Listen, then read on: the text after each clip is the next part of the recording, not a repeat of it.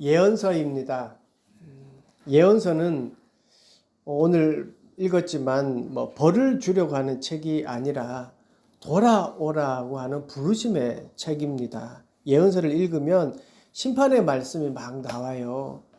그래서 잘못 믿는 거에 대해서 어떻게 심판하고 어떤 결과가 나올까라는 이야기로 생각하기가 쉽습니다. 물론 거기에도 맞습니다. 그런데 읽으면 읽을수록요, 하나님의 사랑이에요.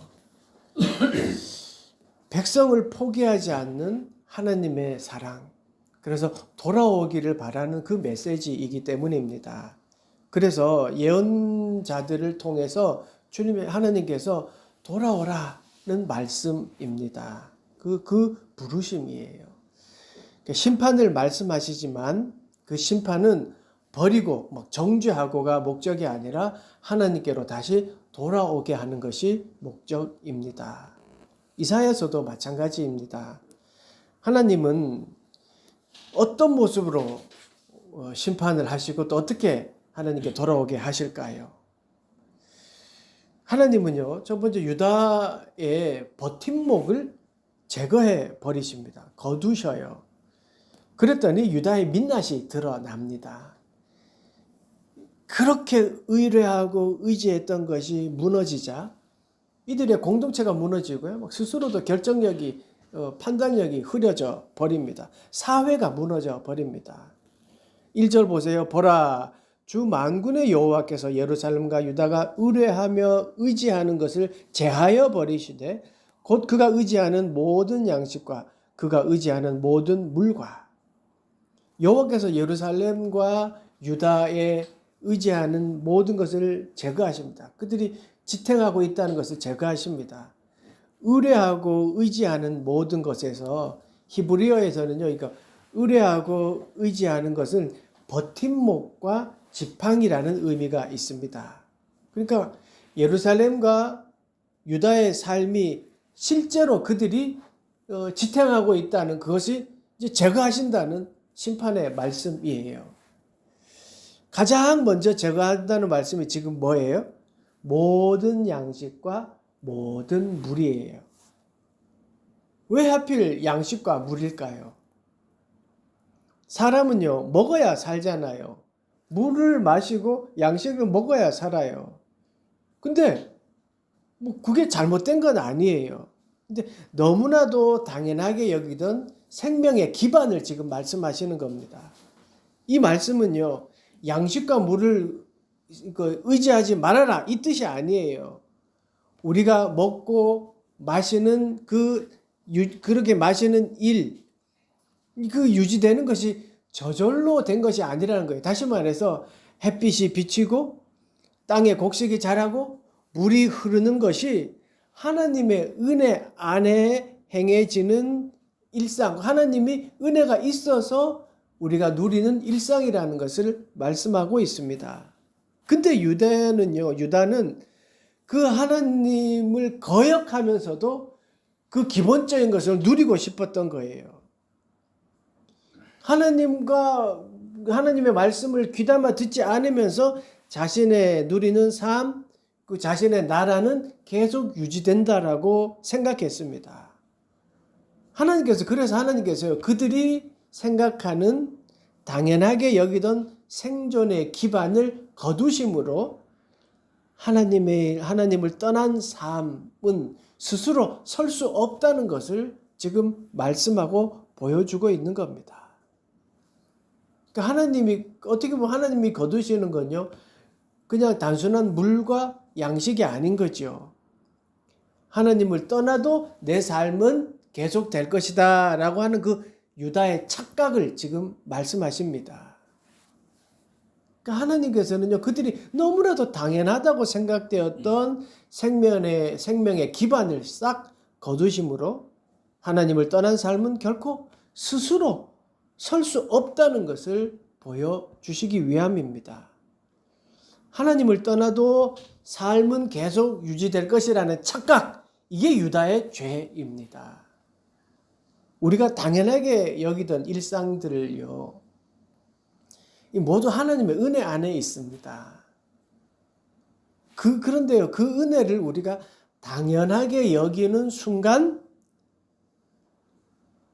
하나님이 원하는 삶과 하나님이 내 중심에 되는 그 삶과는 멀어지게 되는 거죠.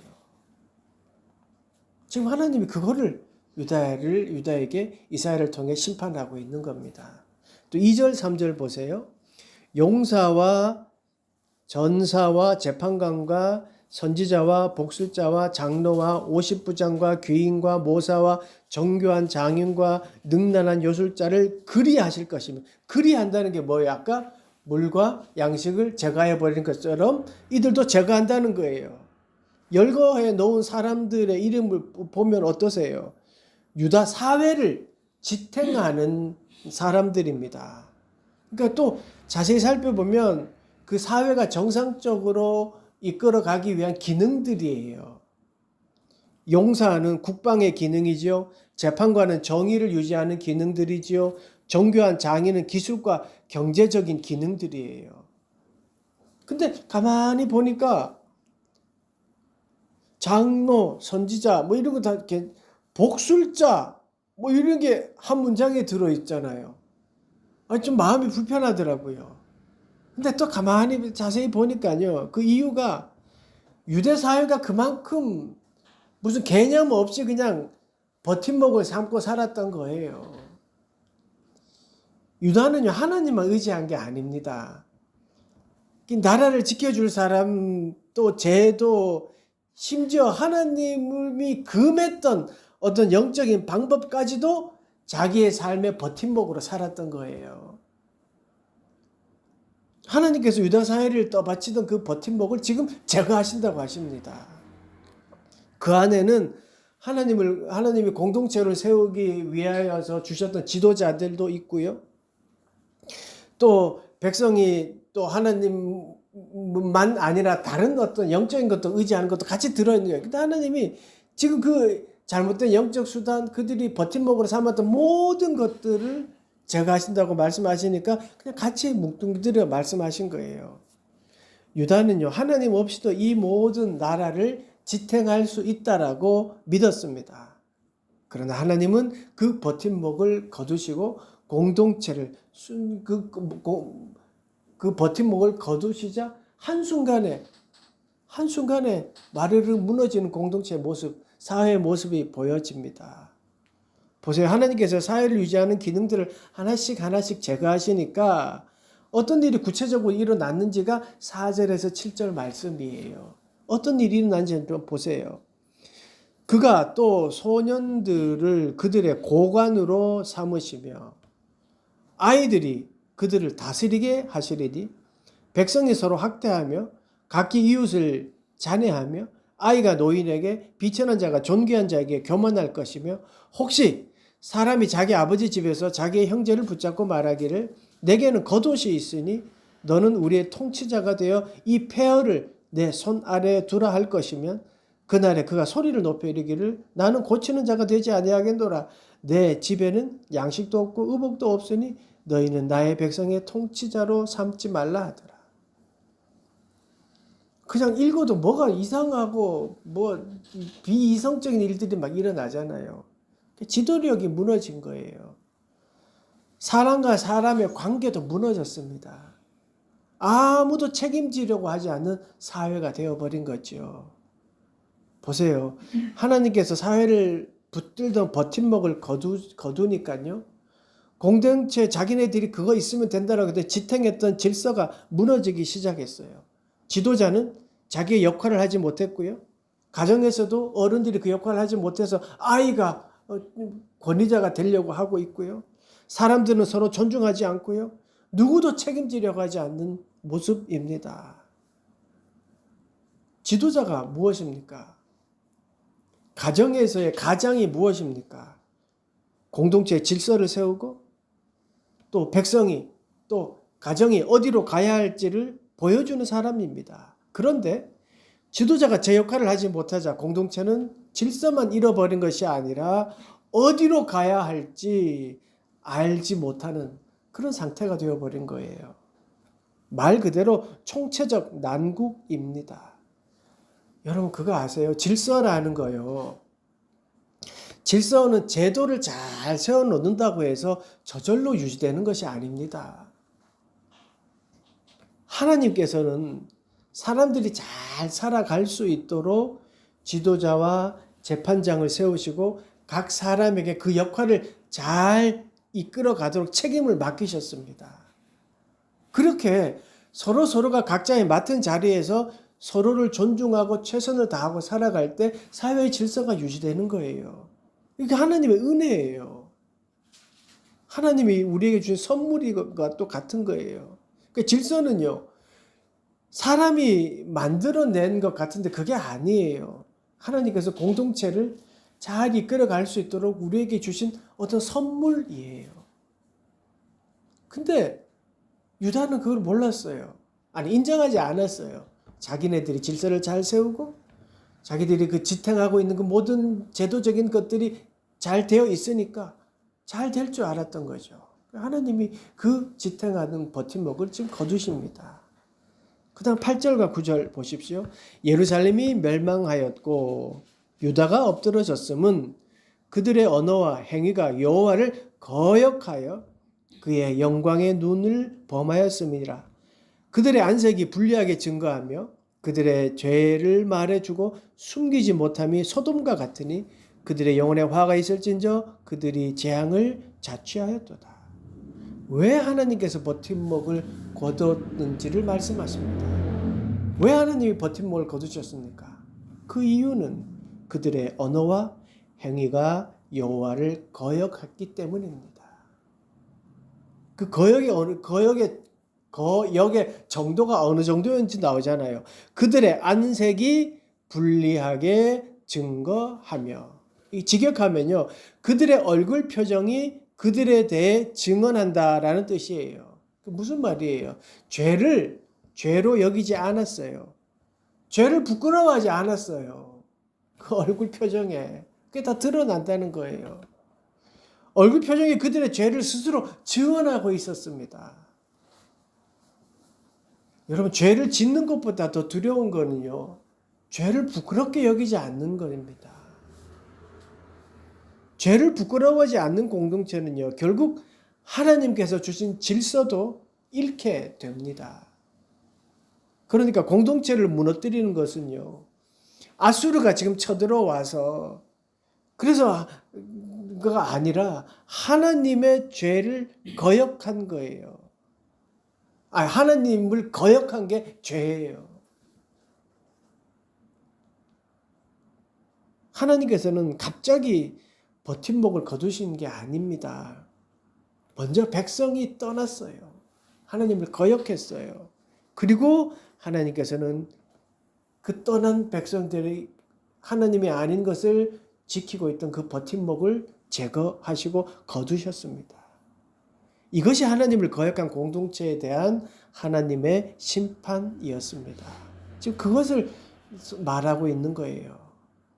그런데요, 그 거역한 백성들을 향해 하나님은요, 심판의 이야기만 하시는 게 아니에요. 거기에서 끝나는 게 아니에요. 10절, 11절 보세요. 너희는 의인에게 복이 있으리라 말하라. 그들은 그들의 행위의 열매를 먹을 것이며 악인에게는 화가 있으리니 이는 그의 손으로 행한 대로 그가 보응을 받을 것임이니라. 계속해서 사회가 무너지고 심판에 이어지는 말씀 속에서 위로의 음성이 들려집니다. 하나님께서는 심판을 말씀하시다가 의인에게 복이 있다라고 말하여라라고 말씀하십니다. 이 말씀은요, 예루살렘과 유다를 덮친 심판이 모든 사람에게 똑같은 의미로 적용되는 것이 아님을 말씀하고 계십니다. 의인은 자신의 행위의 열매를 먹게 되고 반대로 악인은 자신의 행위한 대로 보응을 받습니다. 그러니까 공동체는 무너졌지만 하나님은 의인과 악인을 구별하셨습니다. 그러니까 무너진 사회 속에서도요, 의인은 하나님의 공의는 사라지지 않는다는 거예요. 그러니까 우리가요, 삶을 살아갈 때요, 이거 잘못됐어. 이거 뭐 하나님을 떠났기 때문에 뭐 이렇게 정죄하고 비판하기보다요, 내가 이 의인, 이사야서의 남은 자 사상, 내가 그것을 지켜야 되겠다라고 하는 마음이 우리에게 있어야 되는 거죠. 비판하고 정죄하기 전에 내가 내 행한 대로 열매를 먹게 된다는 그 말씀을 믿고 믿음을 온전히 지키는 모습이 필요한 것입니다. 말씀으로 들어가면 지금까지는요. 버팀목이 제거해지고 질서가 무너지고 공동체가 혼란에 빠지는 모습을 보여주셨습니다. 그러나 하나님께서는요. 그 혼란 속에서도 악인과 의인을 동일하게 취급하지 않으십니다. 그렇게 하나님은 공동체가 무너지고 모두가 절망적이지만 의인을 통해 구별하시고 또 새롭게 이끌어 가시는 걸 보여주십니다. 이제 12절은 마무리하는 그 현실의 결론인데요. 12절 보십시오. 내 백성을 학대하는 자는 아이요 다스리는 자는 여자들이라. 내 백성이여 내 인도자들이 너를 유혹하여 내가 다닐 길을 어지럽히느니라. 10절과 11절에서는 그 심판 가운데서도 의인을 지키셔. 그러니까 하나님의 공의는 무너지지 않는다는 것을 말씀하셨습니다. 그래서 의인은 자신의 행위대로 열매를 맺고 악인은 자신의 행한 대로 보응을 받는다고 했습니다. 그런데 12절은 다시 현실을 바라보게 합니다. 그러니까 현실을 바라보면요. 지도자가 없다는 것만이 아니라 하나님을 인도해야 할 사람들이 오히려 백성들을 그릇된 길로 인도한다는 것을 보여주고 있어요. 네가 다닐 길을 어지럽히느니라. 여기서 길은요. 백성이 가야 할 삶의 방향을 말합니다. 그런데 백성을 인도해야 될 사람들이 그 길을 바르게 보여주기는커녕 오히려 그 길을 어지럽히고 있습니다. 앞에서 우리는요. 공동체가 어디로 가야 하는지조차 알지 못하게 되었다라고 그 심판이 임하니까 그렇게 되었다고 말씀드렸습니다. 바로 그 이유가 이거예요. 인도자들이 리더라고 하는 자들이 우리가 조금 더 디테일하게 이야기하면 하나님을 믿고 정말 진리가 뭔지를 아는 그 믿는 사람들이 아무것도 모르고 엉뚱한 것을 버팀목으로 살아가는 자들에게 정말 어떻게 살아가야 되는지를 보여줘야 되는데 보여주지 못한다는 말씀이에요. 보여주기 못하고 있다는 말씀이에요. 인도자들이 바른 길로 인도하는 것이 아니라 그릇된 길로 이끌고 있다는 말씀이에요. 그래서 1절부터 시작된 버팀목의 제거는요. 결국 여기까지 이르는 거예요. 하나님을 거역해서 엉뚱한 것을 버팀목으로 삼고 살아가고 질서가 무너지고 사회가 무너지게 되었습니다. 생존의 기반이 무너지고 공동체의 질서가 무너지고 죄를 부끄러워하지 않게 되었던 것이죠.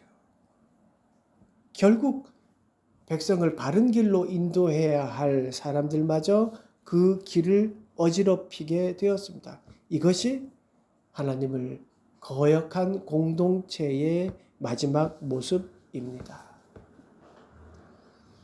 오늘 이 말씀을 보면서 우리에게 주시는 말씀은 무엇일까요? 하나님은 우리를 두렵게 하려고 이 말씀을 주신 것이 아닙니다. 우리가 무엇을 버팀목으로 삼고 살아가는지를 돌아보게 하려고 하시는 말씀입니다. 우리가 의지하는 버팀목이 하나님보다 앞서 있는 것은 아닌지, 우리가 하나님의 길보다 다른 길을 더 신뢰하고 있는 것은 아닌지 우리가 돌아보아야 합니다. 우리가 지금 심판의 모습들을 살펴봤는데요. 예언서는요. 벌을 주려고 하는 책이 아니라 돌아오라고 부르시는 책입니다. 그래서 우리가 이 유다와 이스라엘이 왜 이런 심판을 받았는지를 보고 우리는 어떻게 해야 되는지를 생각하고 또 결심하는 게 오늘 예언서를 읽는 우리의 마음이어야 되는 것이지요. 혹 우리가 그 버팀목이 하나님보다 앞서 있고 하나님이 아니었다면 한번 다시 돌아가십시오. 그리고 하나님께서 우리에게 말씀하십니다. 너 그거 그렇게 했으니 너 잘못했다 이게 아니라요. 포기하지 않고 우리에게 말씀하십니다. 돌아오라. 돌아와라. 라고 말씀하십니다. 사랑하는 여러분, 하나님이 우리 삶의 버팀목이라는 사실을 믿고 다시 한번 하나님께 돌아갑시다. 하나님께 소망을 품고 살아갑시다. 그걸 주님이 우리에게 원하시는 거 아닐까요? 우리 한 주간 내가 버팀목으로 삼는 것은 무엇인지를 되돌아보고, 그리고 정말 하나님 앞에 다시 돌아가는 그런 여러분 되시기를 간절히 축원합니다. 기도하겠습니다. 하나님이 우리의 삶의 버팀목이라는 사실을 믿고 그렇게 하나님으로부터 오는 소망과 또 기대를 가지고 살아가는 우리 모두가 되도록 축복하여 주시옵소서. 우리의 삶 속에 늘 주님의 은혜가 가득하도록 우리를 붙잡아 주시옵소서. 몸이 아프고 힘들고 또 병환 중에 있는 모든 이들을 하나님 그들을 만나 주시고 안수하여 주시고, 우리가 늘 기도하는 자립 청소년들에게도 주님 인도하여 주시옵소서. 감사드리며 예수 그리스도 이름으로 기도드리옵나이다. 아멘.